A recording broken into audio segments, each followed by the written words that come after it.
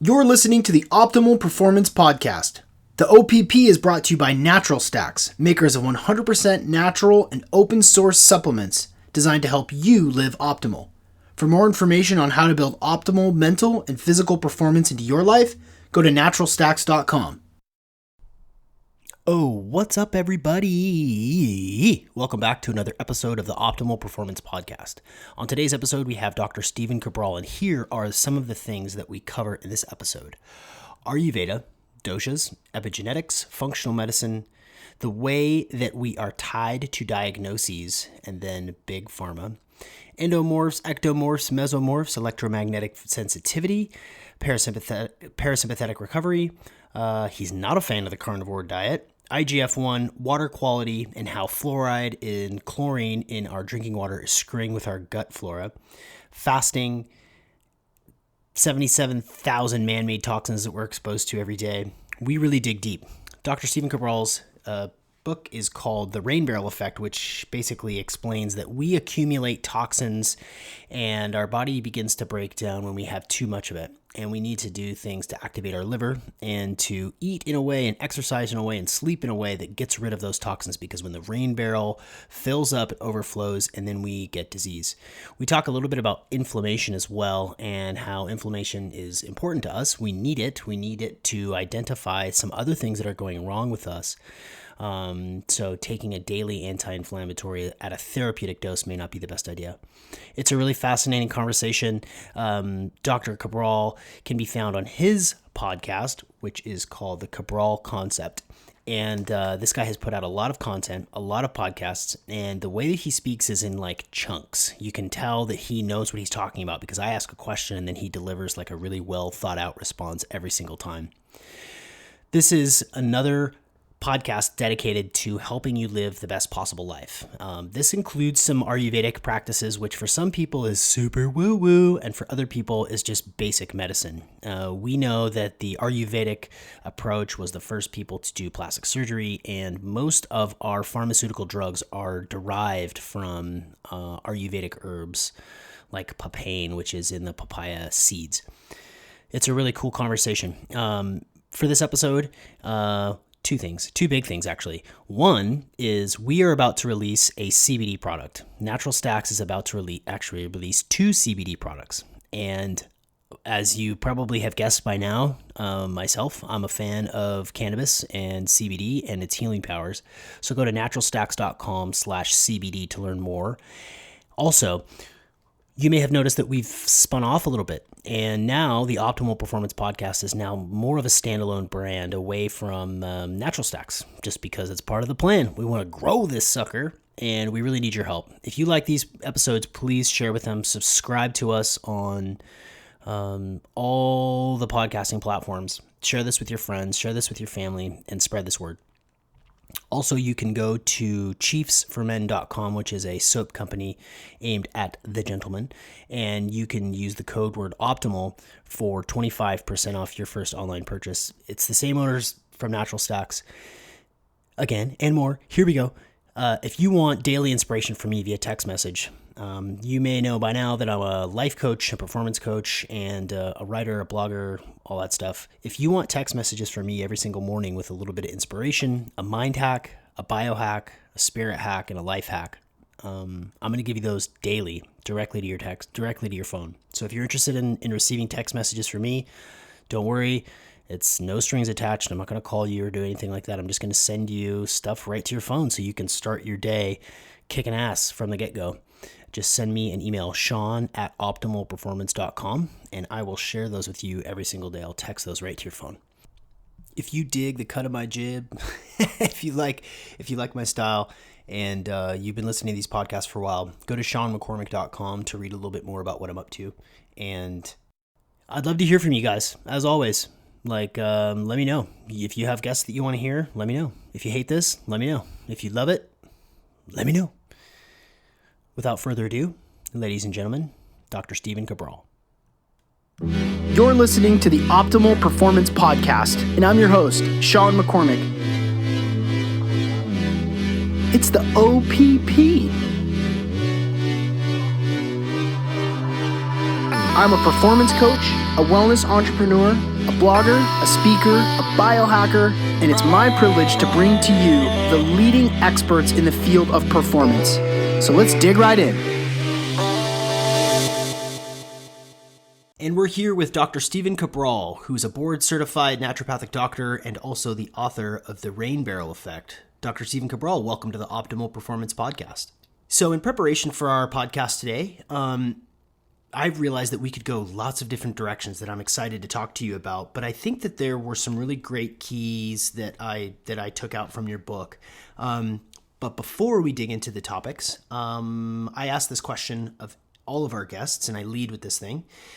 Can you tell us what you've put in your body today? Yeah, absolutely. So actually, as we're recording this, it is our New Year's functional medicine detox. So 4 times a year, every 12 weeks with every season, my kind of online community and myself get together and we do a functional medicine detox with literally thousands of people from all over the world. So today is day 5 of that. So I've had a specific shake in the morning, which has all the phase 1, phase 2 detox nutrients. Maybe we can talk about that later in the show if you're interested. And then a vegan-based lunch. I'll do another shake in about 2 hours from now. And then I do a let's call it a paleo-style dinner tonight. Nice. I'd love to go right into it. Tell us what's in those shakes, man. So, the problem with this natural health field, and it's I'm just such a huge proponent of it. I've been in it now for 20 years. I love all the work that other people are doing. I try to promote them. But one of the issues that we have here are essentially people coming up with their own terminology for detox, for cleanse, for this, for that. And what I think we're actually doing our own industry a disservice. So it allows the media to kind of poke fun at us and other doctors say, well, there's no truth behind that. And a lot of times they're actually right. And that's because I see a lot of people promoting a detox. I'm not going to name any names right now. And what they do is they give you, here's what to eat for breakfast, here's what to have for lunch, here's what to have for dinner. And they're very healthy foods, but that has nothing to do with detoxification. It's simply an elimination diet. Again, elimination diets are fantastic. Cut out your sugar, cut out your, Kool-Aid, cut out your soft drinks, energy drinks, processed food. I love it. That's great. But that's not a detox. A detox is actually when you ramp up your own natural detoxification systems, namely your liver. So your liver is this big organ under the right side of your rib cage, and it's responsible for filtering all of the blood in your body every 6 minutes. And we know how it works. It works in what's called phase 1 and phase 2 detox. Phase 1 are your vitamins. B vitamins like folate, methylcobalamin, methylfolate, B6. We look at zinc, selenium. We look at glutathione, vitamin C, vitamin E. It's antioxidants, vitamins, all those great things. And then what your body does is it changes it from a fat-soluble toxin into what's called a water-soluble toxin. And that's used through your cruciferous vegetables like your broccoli and Brussels sprouts and cauliflower. And those things contain sulforaphane or cysteine, N-acetylcysteine, taurine, and they produce larger amounts of glutathione. Now, these chemicals from the environment, aluminum and mercury and plastics, etc., are able to be removed through our urine, or stool, or sweat, or huffing out through our lungs. So what a functional medicine detox does is give you more of those nutrients to be able to detox at a faster rate along with specific fasting. And so are the elements of your shake aimed at activating the liver? That's exactly correct. So it supports it. So we never say in naturopathic medicine, integrative health, that we are trying to do the job for the body. We simply support the body, and it knows how to heal on its own. Yeah, you trust the body and just activate and optimize its functions so that it can do its thing properly. That's right. Exactly right. Yeah. Can you tell us specifically, I mean, you already said it, but I think the word toxin and detoxify are vague for people.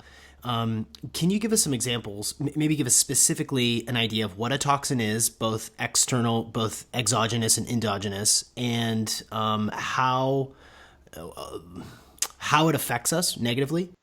Yeah, absolutely. So, part of the issue is that, again, there's so much confusion around it. But if you go to become a medical doctor or a naturopathic doctor, a chiropractor, any type of doctor, you study what's called toxicology. So we know toxins exist. I mean, that's obviously scientifically proven. We also know the World Health Organization has shown us that there are 77,000 man-made chemicals. That's the minimum. We know that 50% of those have been tested and are carcinogenic, meaning they cause cancer. These are things that you would find in your environment that are, again, plastics. There are things like triclosan in your toothpaste. They're sulfates that are in your shampoos and conditioners. The average person is exposed to 126 chemicals before they even leave the house. It could be the aluminum foil you cook your food in. It could be an aluminum pan and spatula. It could be the tap water with the chlorine and fluoride. So what happens is we're exposed to these things. They're pretty much invisible all day long. Now it's our liver's job, our kidney's job, our white blood cells to latch onto these and remove them from the body. Typically, we do a pretty good job, but the problem is, and that is why the title of the book is called The Rain Barrel Effect, eventually, over time, we begin to fill up that rain barrel. This is when we start to see the diseases that our genetics have predisposed us to. Keep in mind, genetics mean almost nothing until the body is in a place where it can no longer maintain its equilibrium or homeostasis. That's when genetics matter. That's when you get the rheumatoid arthritis, type 2 diabetes, etc. So toxins manifest themselves through inflammation, which then essentially lets the genetics manifest themselves, which is called epigenetics. Right. Okay. So as we go through our day drinking fluoridated water that also has some opiates in it and, drink out of a plastic bottle. And so we're basically taking in those toxins all the time. And when they reach that point where the rain barrel is full, that's when disease happens. And I know that disease is a major focus. The term itself is a major focus of the book. Do I have that correctly? Yeah, that's correct. It's simply put, and obviously it's controversial, but I really don't believe in the disease process or disease name, I should say, that we talk about in conventional medicine. And that's because we give diseases a name for only one reason. One, to give credit to the doctor, PhD, researcher who put their name on that specific disease, such as Hashimoto's. But really, what it does is allow us to bill health insurance and prescribe a pharmaceutical. And I had the same thing done myself. I mean, I had 4, 5, 6 given diseases when I was 17 years old. The problem is, if you go with that diagnosis, and a lot of us are happy to get a diagnosis, you get treated with a pharmaceutical. That pharmaceutical you need to take for the rest of your life. So all you're really doing is masking the symptom. You're never asking why. So I let people know there's nothing wrong with saying I have the name of a disease. For example, I had type 2 diabetes, I had rheumatoid arthritis, I had myalgic encephalomyelitis, I had POTS, I had a multitude of things. But what the problem was, I never asked why until later. When you ask why, then you realize that the disease name is simply a collection of symptoms. Rheumatoid arthritis, what does it mean? Well, it's joint-based destruction from CD8 cells. Well, why the increase in CD8 cells? Like, why the cell destruction? Okay, we can begin to look at intestinal permeability of the gut. We can look at viruses. We can look at heavy metals. So my job is to simply keep asking why where others stop at a disease name. So it's clearing out, getting to the root causes of any sort of collection of symptoms that some doctor says, oh, you have IBS, so you need this sort of pharmaceutical to help treat that, versus, well, let's figure out why your bowels are irritated, right? That's exactly correct. I mean, what is IBS? Irritable bowel syndrome. So you went through all that for some doctor to tell you that you have irritable bowels. You probably knew that already on your own, right? Like this, we don't need someone to tell us that. You don't need to tell me that my stomach is hurting all day and I'm in the bathroom a lot. I'm clear on that. Yes. And so then we just prescribe antispasmoidals, all sorts of different things where, it's candida overgrowth, it's small intestinal bacterial overgrowth, it might be H. pylori, it could be parasites, could be sympathetic nervous system dominance. I mean, you can figure it out. There's an answer for everything. It's just you have to go deep on it. And what are some of the ways that you go deep on it? Our first thing, first and foremost, if we can get people running what's called subclinical lab tests, so functional medicine lab testing it's called. Running your blood work is fantastic. I actually don't disagree with anything in conventional medicine for the most part, meaning that I don't like what they use, but I'm not going to deny that pharmaceuticals don't mask symptoms. I'm not going to deny the great uses of blood work, because we do it in our practice as well, except for the pharmaceuticals, of course. But conventional medicine is absolutely best used in life-saving situations. I had someone in my practice, hadn't seen them for 6 months. They're doing great. All of a sudden, they actually got, this is an extreme example, a flesh-eating bacteria on their hand. And the bacteria was literally eating away the flesh on the small finger. In this case, it's actually best not to take any chances of a staph infection and potentially dying. There are times to use conventional medicine, and I agree with that. But for most people, it's chronic-based issues. It's chronic disease, it's weight gain, it's lethargy, it's low mood. So what we do is we run hormone testing, we run cortisol testing, we run food sensitivity testing, we run organic acids tests to look at the digestive system, stool test for H. pylori and bacterial overgrowth in the gut. We run omega-3 testing so that we don't guess if you need omega-3s or not. We can actually tell you. We run heavy metal testing to look to see if there's any heavy metals. And you can test for anything under the sun. And the truth is now you can get the lab shipped right to your home. You don't even have to ask your doctor. That's the amazing thing we live right now. I wish we had that 20 years ago when I was going through this. Yeah, in my experience with both this podcast and my own endeavors into living the most optimal life I can, now you can get stool tests, you can get spit tests. I sent a vial of my spit to the deuterium Center for Deuterium Control, Center for Deuterium Depletion. Are you aware of deuterium and what they're doing down there? We actually no, we don't use that specifically. I'm interested, but I don't use that. Yeah. Well, we can. That's a podcast. That's a podcast coming. So we can talk more about that. But yeah, the access that we have now to, it's not cheap though, is it? No, it's not. And so we don't own any of our own labs. So we don't, what we do is we offer people the ability to test themselves pretty much anywhere in the world, but it's not covered by health insurance. So what we do is we don't use one lab. So we have about a dozen different labs who are all the best at one specific thing. We double blind them ourselves, meaning I do the test. I do it twice, same day, same exact time.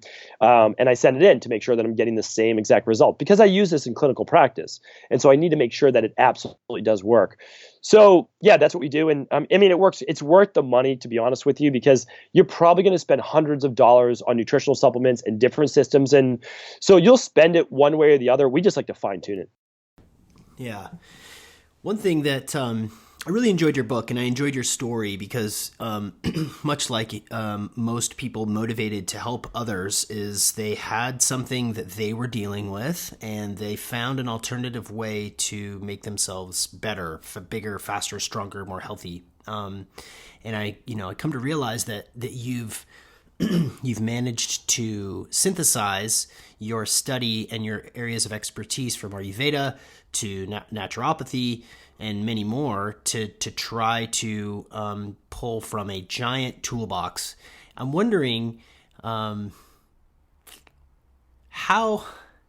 challenging is it for you, or how was it challenging in the beginning to synthesize? And if you could please list off some of the areas of education that you've gone through. How challenging is it to synthesize the different areas of ancient practices in Ayurveda to bring it into the current day to help treat the people's health? Yeah, without a doubt. And I was convinced when I was going through my own healing process that there was one absolute best form of medicine, and that's what eventually I would practice and teach to others. So from 17 to 27, I was going from specialist to specialist, doctor to doctor, conventional medicine, we'll call it alternative or natural-based medicine. And I was doing muscle testing, I was doing homeopathy, I was doing Reiki, I was doing manual manipulation, I was doing osteopathy, like you name it, I was doing it. And I would study it. Because that's I'm a very obsessive-based personality, and I get deep into it. Well, eventually, I ended up meeting an amazing practitioner, my mentor, Dr. Pete, who essentially said to me, there is no one best form of essentially anything in life. There are paths that we take, and our job is to integrate them as best we can and to enable us not to have to make the patient fit into our box, but allow the patient to get the type of therapy that they rightly deserve. So from there, she helped me get well. She combined Ayurvedic medicine with the state-of-the-art lab testing we were just speaking about. And she also combined that with genetics to allow me to understand that this is in my genetics, but it doesn't mean that needs to be manifested. So I got well. I studied then all over the world. I studied actually did my internships in India and Sri Lanka, studying Ayurvedic medicine, in the Netherlands and Europe, and then I studied traditional Chinese medicine and acupuncture in China at a TCM hospital, and then all over the United States for functional medicine. So what I've realized is that all of these forms of medicine truly are remarkable. The problem is you need to know when to use it and with who. I prefer a truly integrative approach that allows me to say that I don't just have to use Ayurveda and the great herbs that they use in detoxification. I can use a little bit of TCM. I can use some functional medicine lab testing. So that's what I do today, and we're trying to teach it actually to other practitioners now all over the world. I'd like to dig into Ayurveda a little bit further because it makes tons of sense to me, and I've seen friends and family benefit greatly from understanding their doshas. Can you walk us through sort of how you view Ayurveda or Ayurvedic medicine and explain what a dosha is? Absolutely. So Ayurvedic medicine literally translates to the truth of life or the science of life. There are 8 branches to it. A lot of people don't realize this, but conventional medicine and all forms of medicine have their root in Ayurvedic medicine. When I was in India, one of the places that I studied up north, there were reps from almost every pharmaceutical company studying with the doctors there to learn the herbs that they could potentially use as extracts to potentially use as patents one day. One of the best variations of this is a statin drug, which comes from an herb, which comes from essentially red yeast rice. And so we know that Ayurvedic medicine knows what they're talking about. Also, I can tell you this, that Ayurvedic medicine is so in-depth, you can literally spend your entire life studying it. And yes, you will gain mastery of it, but you will learn new things all of the time. The way that Ayurvedic medicine shines is that obviously it has 6,000 years of science behind it. And there are many, many textbooks that go over the research. So, for example, there's a book called The Scientific Basis for Ayurvedic Therapies, and it's all research on it, proving that it works, such as panchakarma, detoxification, all of these things.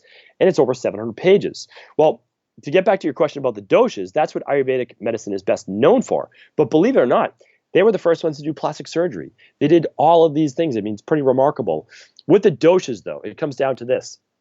We know in the world, you can go outside, and everybody that's in the health and fitness industry can say as well, you have some people that we call hard gainers. Those are the people that can eat as many carbs as they want, and they never gain weight. They're not going to get type 2 diabetes, and they have thinner joints. They have typically longer, thinner neck, more oval-shaped face, and again, harder to put on weight.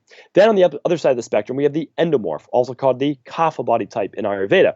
Those are the people who are more carb sensitive. Doesn't mean that they don't need carbs. It means that they're more sensitive to carbs. They need a little bit more exercise. So then in the middle, we have the mesomorph. Easier to look at and say, okay, this person has more defined muscle. They're more like say like a tight end in football. They're more like a LeBron James in basketball, right? LeBron James would be like a Pitta Vata. So what we're looking at is understanding people's genetic body types. So that's called the Prakriti. The Vikruti is actually what they become. So in life, we have our genetics of who we are, and then we have our phenotype of who we can become. So it's that person that's a hard gainer, they can put on the weight, they can put on the muscle, but that's not their natural genotype. So Ayurveda has this down to an absolute science. Keep going, man. Keep going. It's fascinating because when it comes to performance, when it comes to being who you want to be, I think that's an interesting track. So that's like eating at the right time if you're an ectomorph or a mesomorph. Can you keep going? I love this track. Absolutely. So what we have here is not only the body types affecting your basically overall nutrition, your exercise, what you're predisposed to. It also affects the mind as well.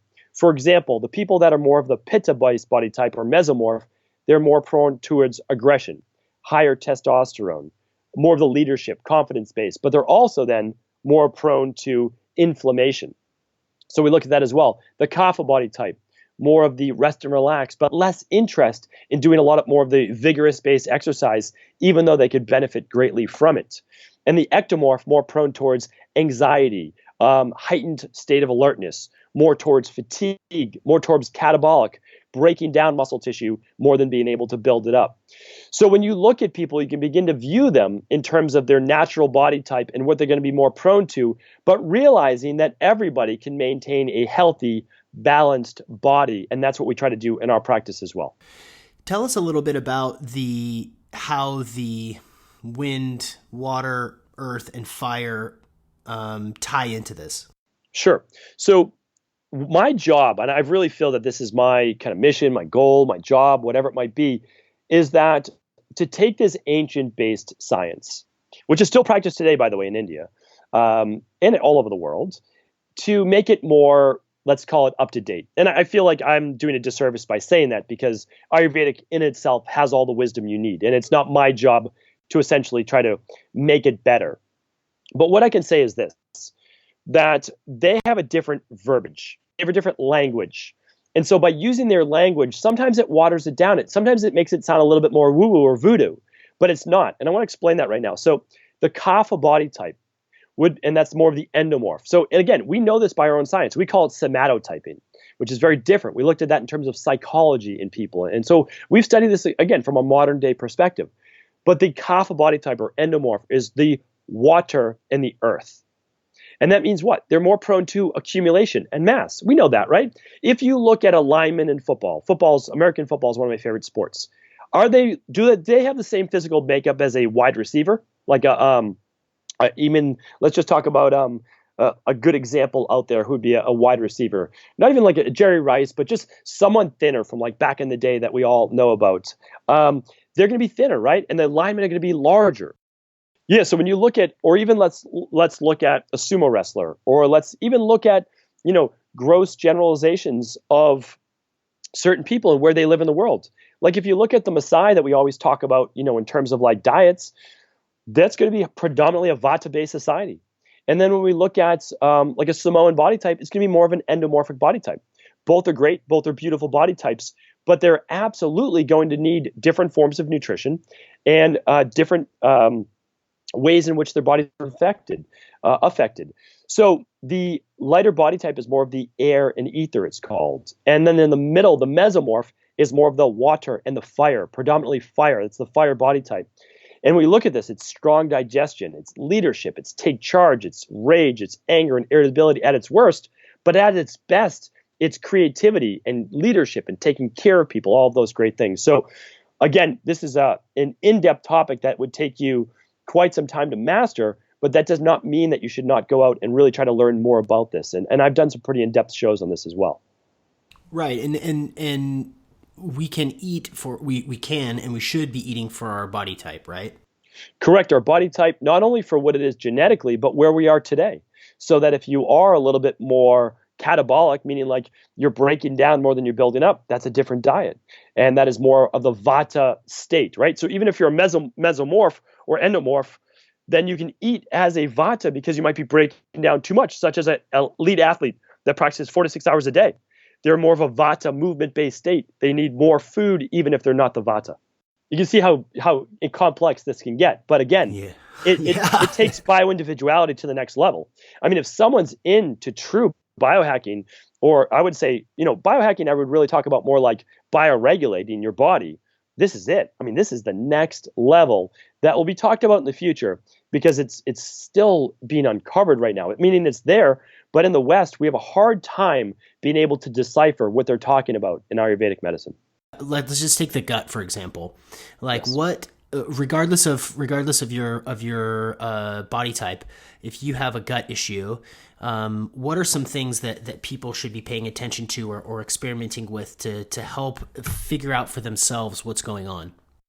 Absolutely. And to be honest, that's where I recommend. I don't think that people need to necessarily master their body type quite yet, because what you need to do is master where you're at right now in life. And then the long term is keeping the body balanced and at a state of equilibrium.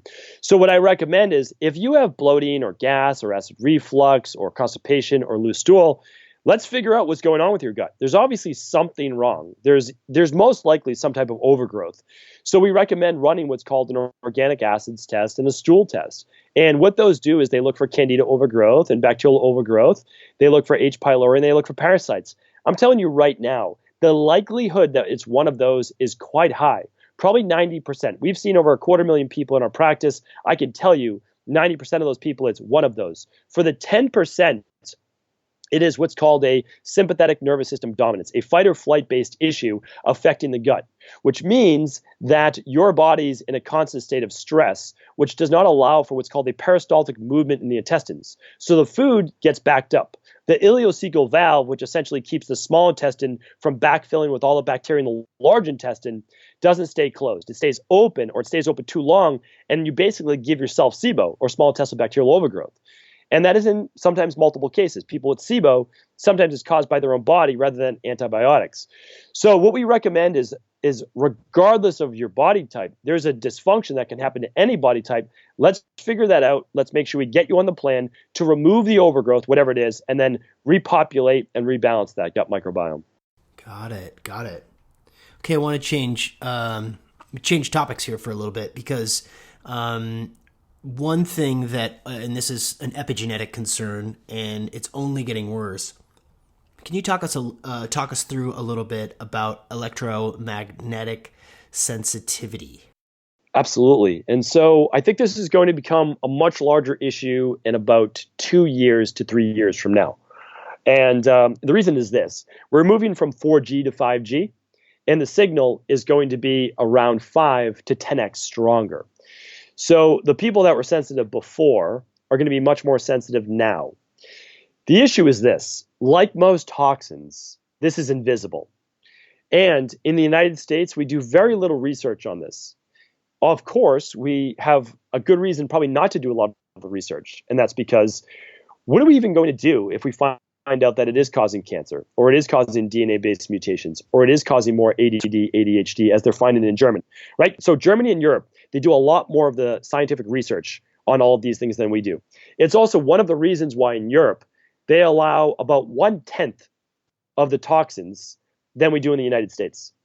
So they have somewhere around 8,000 to 10,000. We have about 77,000 or 80 plus thousand toxins in the United States. And again, these are literally the ones that we know about. So electromagnetic hypersensitivity is a sensitivity to EMFs. It's also a sensitivity to electroradiation. These can come from your cell phone, your computer, Wi-Fi. It can come from smart meters on the side of your house, which basically check your electricity usage. It can come from a neighbor's modem. So there's many different devices that can affect us. Some people who are in more of a vata-based state, more anxious, more hypersensitive, more run down, are more affected. And what we're finding right now is that we know the human is 99% vibrational-based matter. So if you enter another frequency or vibration, it makes sense to our very novice understanding that there could be a real issue with changing our vibration, or with beginning to change our DNA. And we do know that EMFs are beginning to actually change our genetics, change our DNA. The greatest example is the cell phone to the head. Yes, and so the studies they did, because they knew they were going to come out negative, is they tested your cell phone about 1 inch from your head. I don't know anyone out there who talks with their cell phone 1 inch from their head. So what we do is we put our earpieces or our phone right to our ear. And we've seen what it can do in terms of inflammation and DNA and brain-based issues. So I'm a little bit wary and leery of what this can mean in terms of our disease-based processes in the future. How can we begin to explore whether or not we have electromagnetic hypersensitivity? I actually don't believe that there's a great test right now to see if you're suffering from it, except that if you remove yourself from that source and keep all of your other variables the same, then you'll know. So what does that mean? Well, it means spending a week, if you want, in a cabin, like going and camping. That's one of the greatest examples. People get all the negative ions from being around the ocean or a lake or walking, in the woods, whatever it might be. If you feel dramatically better, even just taking a walk in the woods, without your phone, without anything, you could be more sensitive to it. But the other thing is this. I just know that there's no way we're going to escape it. I have a modem in my office. I have 2 computers in my office. I have my cell phone. So what I do is I use EMF-based cases. I use an EMF laptop-based pad. I use an iPad-based case. And what I try to do is my bedroom is EMF-free. And that's what I recommend for others as well. So no smart devices in your bedroom. Yeah, I think that's good advice, and it's only going to become more important that people are aware of that in their day to day and in their sleep. It's funny because when folks take vacations or take a trip or go to the beach, even if they have their phone with them, you get oh man, I feel so good. I feel recharged. I feel grounded. I feel like I'm fresh and full of energy. And yeah, it may have something to do with the fact that you're not at work, but it also may have something to do with the fact that you're not sitting under terrible lighting all day in a cubicle where there are just like massive amounts of EMFs just penetrating you all day long, 40 hours a week, right? I mean, no wonder you feel so good. Without a doubt, excuse me. And then you also get all the negative ions getting released into your body. And negative ions they're showing right now are able to potentially deflect EMFs in the ear. Excuse me. So what that means is that they're debating and figuring out right now if something as simple as keeping household plants in your house and keeping, meaning like spider-based plants and certain types of succulents and something called mother-in-law's tongue, and using things like rock salt lamps, if those are able to help cut down on EMFs. So I'm interested in those types of studies because why not? A $39 rock salt lamp? Sure, we'll use that. Keeping plants in your house is great anyway. So if we can do that, great. And then like you just said, even if you take your cell phone to the beach, well, hopefully you're barefoot, you're walking around on the sand, you're getting all the negative ions from the ocean. So these are all great things to just try to participate in even more as we're so immersed in our digital-based environment. I used to own float tank centers, and I would, your best ideas come when you're in water. Like whether you're in a float tank or taking a shower.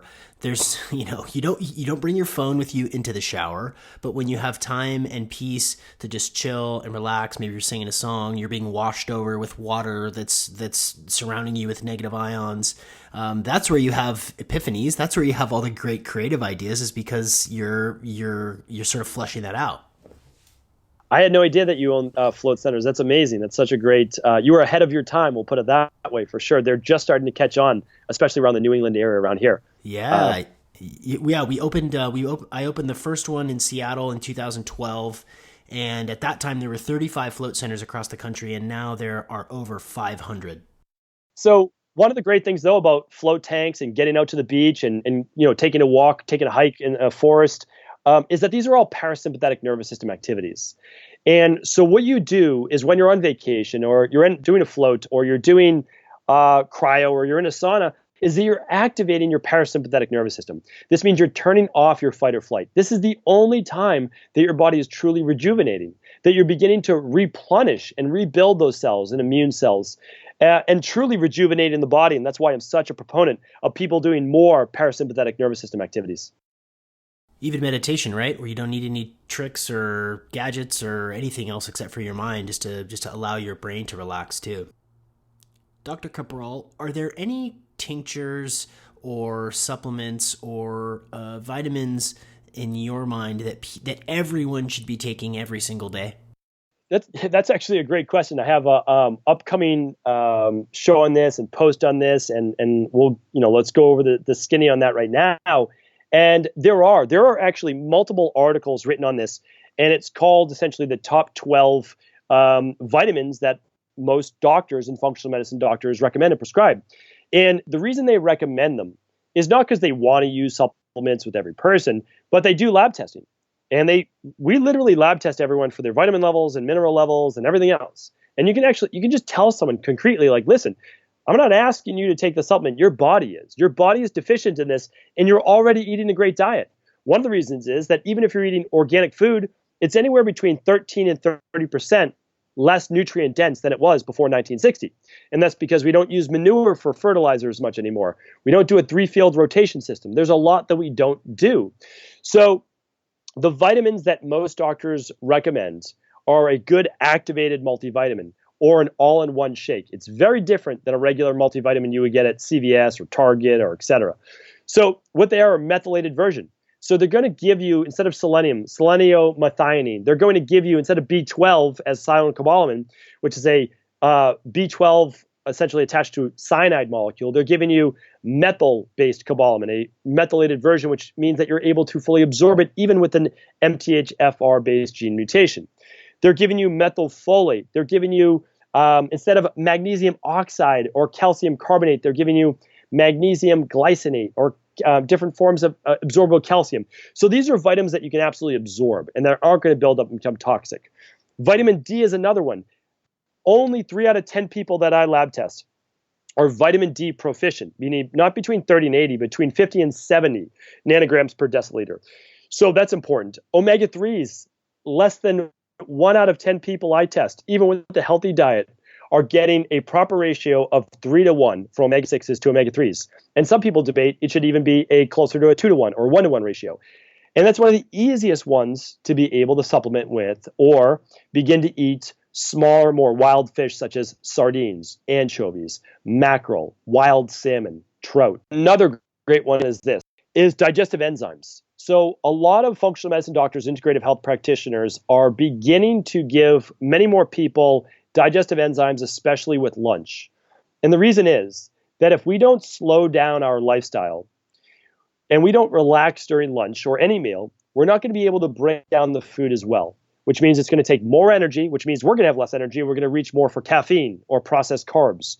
So by giving someone a digestive enzyme, it allows them to break down the good food they're eating easier, faster, which allows to less fermentation or bacterial buildup in the gut, and they absorb more of the vitamins and minerals from those foods. So those are a handful right there that we use all the time in my practice. I'm happy to give you more, but those are ones for daily use. And then there are some that you might use, every once in a while when you need to rebuild an imbalance in your body. What are some of the ingredients in a digestive enzyme?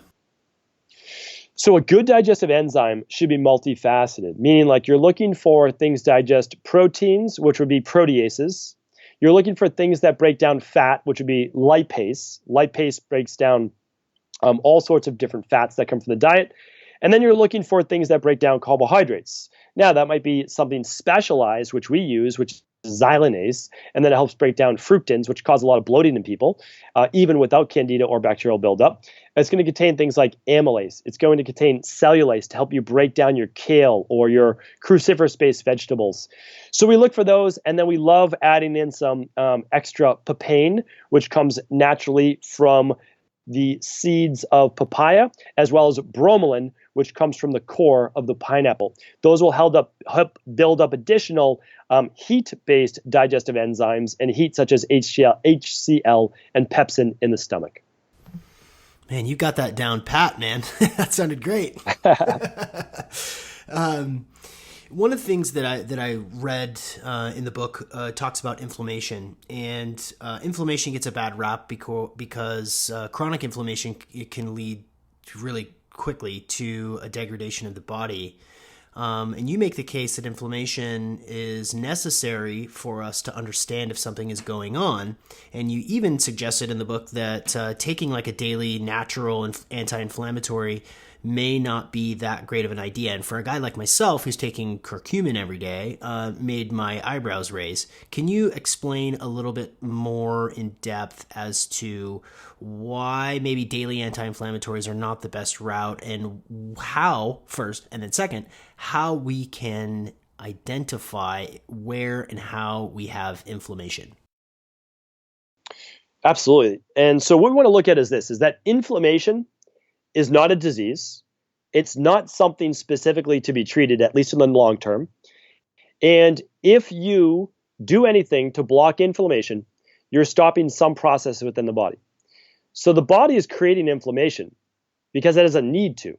So when you work out and you create microscopic tears in your muscle tissue or connective tissue or fascia or anything, that's not a bad thing.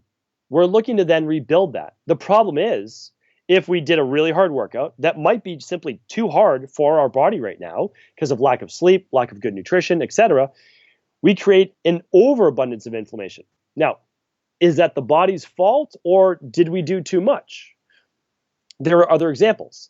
In autoimmune-based processes, we get inflammation of, let's say, the joints, such as rheumatoid arthritis, or of the nerves, the myelin sheath, as in MS. So do we want to block the process? Now, I'm in agreement that we don't want the pain and we don't want to suffer. So I'm in total agreement. If we're going to use anti-inflammatories, we need to know why, and we need to be working on the underlying root cause, because if we're simply even using natural anti-inflammatories, such as amazing ones that I believe in, like boswellia, curcumin, and things such as ginger. Huge fan. However, if we're using those indiscriminately and not understanding why we're using them, then we're creating additional damage and we're masking the symptoms of why we're getting the inflammation in the first place. And also, using anti-inflammatories too much can negate certain workout effects. And we've seen that using antioxidants directly after a workout can halt tissue repair. And that's because inflammation is part of the tissue repair process. That's like, after exercise, you don't want to facilitate autophagy. You want to grow. You want to allow it to grow. But I'm still curious about how taking a daily anti-inflammatory, a natural anti-inflammatory, is it really harmful, and how to be taking it daily? I think we're talking about also dosage.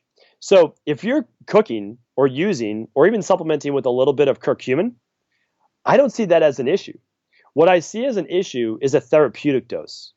And from there, I'm talking about if we're using a phospholipid-based curcumin, it might be anywhere from 500 milligrams to 1,000. If you're using it just with a bioperine or black pepper, it'd be more like a 3 to 4 gram dosage.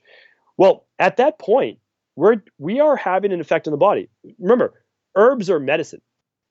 If we're talking about oregano, if we're talking about curcumin, if we're talking about an herb we were given that as medicine. Do we need medicine on a daily basis? If so, why? Why are you using it? My job is to always ask why. So that's what I ask people. A little bit of curcumin on a daily basis. I don't have a problem with that. But do keep in mind that inflammation is vitally important for your body. You can't go through proper immune system function, proper cell turnover, and autophagy without inflammation. So we don't want to squelch inflammation completely. Our job is always about balance and achieving equilibrium. That's what the body's all about. Yeah. So back to the rain barrel effect and equilibrium. How can we better understand our bodies to try to get back to that homeostasis? So the very best thing is you start at the surface level. What are you suffering from right now? It's the first thing I ask every single person I would see in my practice. We're going to talk about everything today that you have wrong with you. But if we could fix one thing or an order of importance, what exactly is not optimal in your body right now? And they might say, well, my sleep's not the best. I wake up 3 to 4 times during the night, or I have trouble falling asleep. Or they might say I'm a little groggy as I start to get out of bed. From there, I'm thinking, okay, this person might have what's called a dysfunctional diphasic rhythm. It means that they have less cortisol in the morning when they're supposed to be producing the most cortisol, and their cortisol, instead of being low at night, is actually high. And that could be because of light-based stimulus, minds turned on at night, worried about what to do the next day, or lack of serotonin. If there's not enough serotonin, you can't produce enough melatonin, which won't shut off then cortisol. So what I do is start with what you have for symptoms. Begin to figure those out. Move on to the next biggest symptom. Figure that out. When your body's totally healthy, you're basically good. At that point, then you're looking to, take your health to the next level. Right now, I had all those diseases from 17 years old on. I have 0 disease today. I have 0 issues today. And what I look for today now is not trying to heal a specific disease. It's saying, how good can I get this body? How good can I get this mind? And every year, for whatever reason, I seem to feel better and better. Part of that is I'm doing my seasonal detoxes. Remember, right now, more than ever, we have a lack for nothing. If you're listening to this podcast right now, you have access to all the food you could need. You have access to all the supplements basically you could need. There's usually an accumulation issue rather than an expulsion or removal issue. And that's what I found to help take people to the next level. The podcast published before this one was with Dr. Sean Baker, who is the leading proponent of the carnivore diet. I am currently in day 10 of the carnivore diet as an experiment to see how it works with me. Are you familiar with the carnivore diet, and what are your thoughts on it?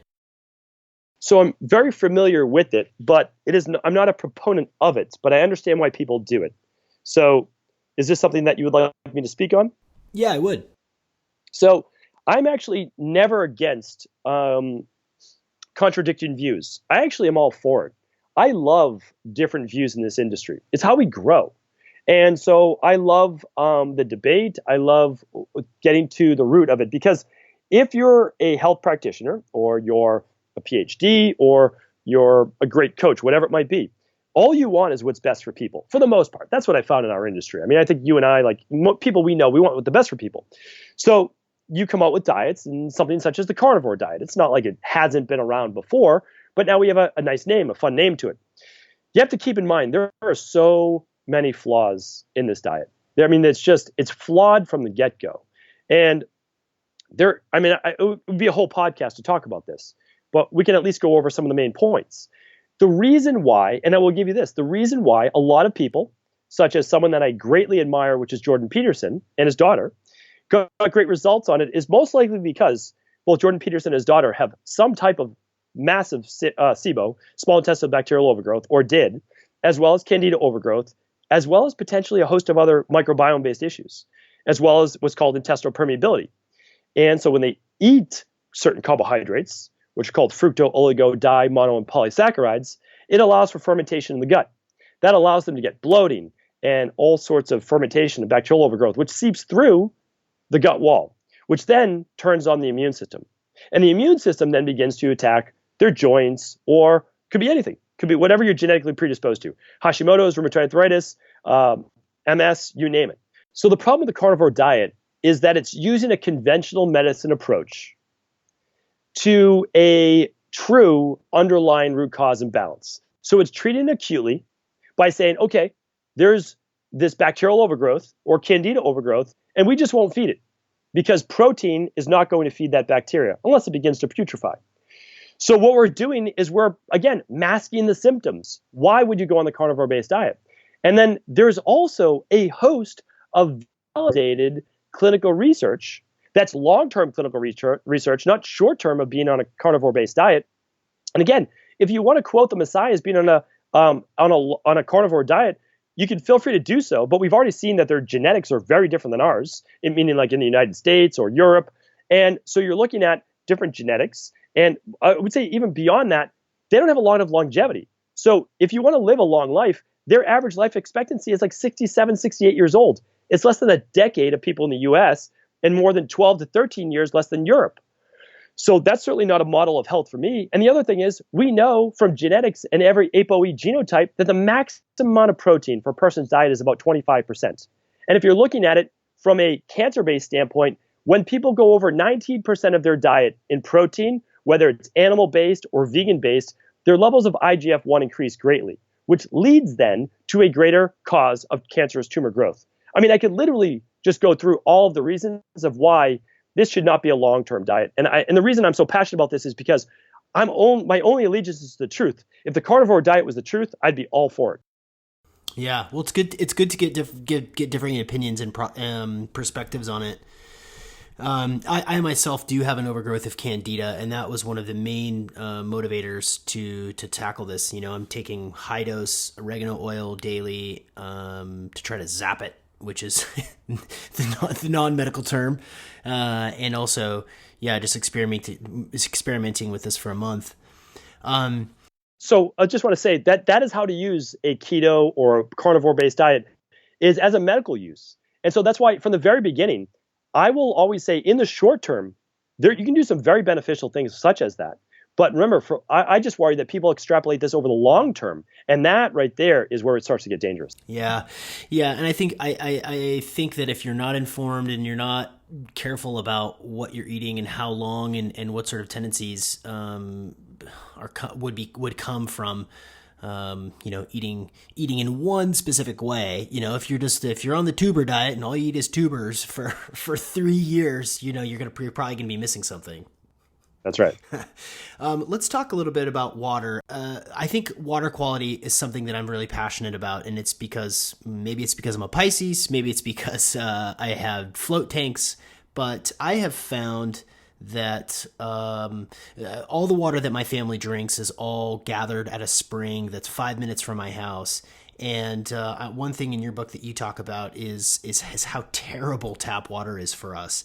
Is it safe to say that most people, no matter where you live in the United States or North America, that the tap water that you're drinking is not optimal? Without a doubt, even if it doesn't contain fluoride, which again, these are a lot of topics where people will point to the science like, oh, well, helps decrease cavities. I mean, there's a lot of debate over that, and I'm not the person that's going to say yes or no. What I can tell you is that you certainly don't need fluoride to stay cavity free. But if you want to say, okay, it helps with that, well, it doesn't help by ingesting it, by literally swallowing it. That's what we're losing the research by swishing it around in your mouth. Maybe does not mean that you need to ingest it. What it means is that if you need to swish it around your mouth a little bit because you believe in fluoride, fine. But we even have water for infants before they even have teeth yet that's fluoridated. And it's actually marketed that way. It's one of the most insane things I've ever seen because fluoride, we know, slows the thyroid. It's actually used or was used in the 1970s in Germany for something for Graves' disease, which is hyperthyroidism. So we know that it's absolutely detrimental to the thyroid. The other thing is, even if your water doesn't contain fluoride, it's going to contain chlorine.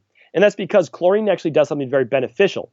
And it kills things like giardia and parasites and bacteria in the water. The problem is it kills bacteria. So if you swallow chlorine, it kills the bacteria in your gut as well, which can lead to microbiome imbalance. Besides the fact that they found in every major city that they tested, there's pharmaceuticals in the water. And that's because it comes out in people's urine as a byproduct, a metabolite, and people flush their medication down the toilet. And most people don't know this, but a lot of people's tap water is actually recycled sewage water that goes to a treatment plant that's recycled, that of course it's cleaned, but you then drink that. So in my opinion, just like you're doing, if you have access to spring water, whether it's bottled or not, I don't have access to a direct spring, but I drink Mountain Valley and a few other companies' spring water in a glass bottle that's dark. It's absolutely fantastic. Yeah, this is my opportunity to plug findaspring.com, where you findaspring.com is a website where you can search by zip code for springs that are closest to you, and it usually has stats on the results from water testing from that source. So maybe check that out. Maybe there's one near you in Boston. Absolutely. Yeah, and that's a great resource for people. Dr. Cabral, what have we missed? What is it that I didn't ask that you wished I did? Well, there are so many topics that we can cover, and that's, I think, simply put, that when we look at integrative health, it covers everything. And so what I do is I have a system just called the de-stress protocol. So people are looking for answers, but sometimes we're trying to do it through one supplement, one program, one thing, and we're not getting the answers that we desire. So what I look at is just a de-stress protocol. It's looking at diet, exercise, stress reduction, toxin removal, getting the body into the rest or parasympathetic nervous system, working on emotional balance, working on, yes, your good healthy supplementation, and then the success mindset. So one of the things that we just didn't, I don't think, chat about is how important mindset is. It's so easy to kind of give up or jump from program to program. But what I want people to do is have a long-term success mindset, meaning that you might not be exactly where you want to be. You might not have that best body or the best health or the best mindset. But as long as you continue to walk down the path of doing one thing more that you could do for your body, a little bit better sleep, maybe work back your bedtime 15 minutes until you get to bed around 10 p.m., you're going to start moving towards greater health. And so what I want for people to do is begin to work on both the mind and body, because in my opinion, there is no answer that cannot be figured out right now through functional medicine, lab testing, and just good quality programming. I think you're right in my wheelhouse now, man. As a life coach and performance coach, mindset is massive. And what I tell people all the time is that there really is only one mindset that works, and that's optimism. The only way that you're going to move forward in your life and get better and learn more and be happy and full of love and create abundance is if you're an optimist.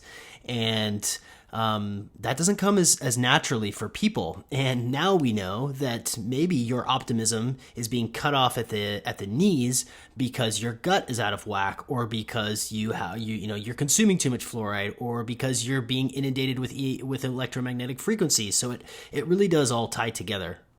Without a doubt. And that's truly it. We see a few things. We see people that are empowered, and we see people that are in the role of what we call, victimhood, where one person gives over their power to another, whether it be a book, a program, a doctor, a practitioner.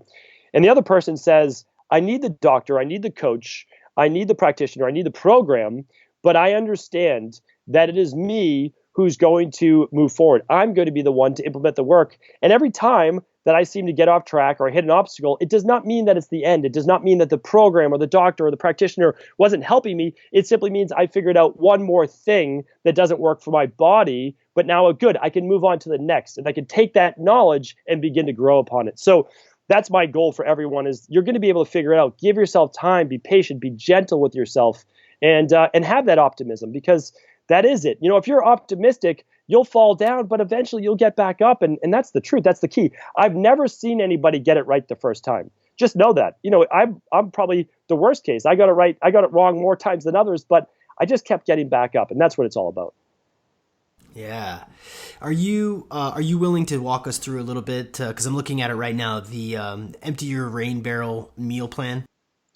Yes, so that is our detox. And mine is called the Dr. Cabral detox. But honestly, you can find a good functional medicine detox based on the nutrients that I spoke about. So I never tell people you need to run a lab through us or do the detox through us. But what I want to do is empower you with the knowledge, the truth, and the integration from all great forms of medicine. And I'm simply a mouthpiece for those forms of medicine. And so what the detox does is it's essentially 2 days of a near almost nothing fast. So you allow autophagy to truly kick in. There's a lot of people doing extended daily fasts, but the truth is the best research is from a longer fast, somewhere between 24 and 72 hours. What we do is we have 4 shakes per day that gives you just what you need. Only the phase 1 and phase 2 nutrients with a little bit extra protein amino acids so that you don't become too catabolic and lose too much muscle. This will not kick you out of autophagy. If anything, for half hour, an hour, until you just run through those amino acids. But it gives your liver the ability to continue to break down everything that's being brought out of what's called lipolysis. As your fat cells begin to break down, and they will, as you deplete glycogen, your body is going to empty more toxins into your bloodstream. A lot of people don't know this, but your fat, your adipose tissue, is 300 times more toxic than your blood.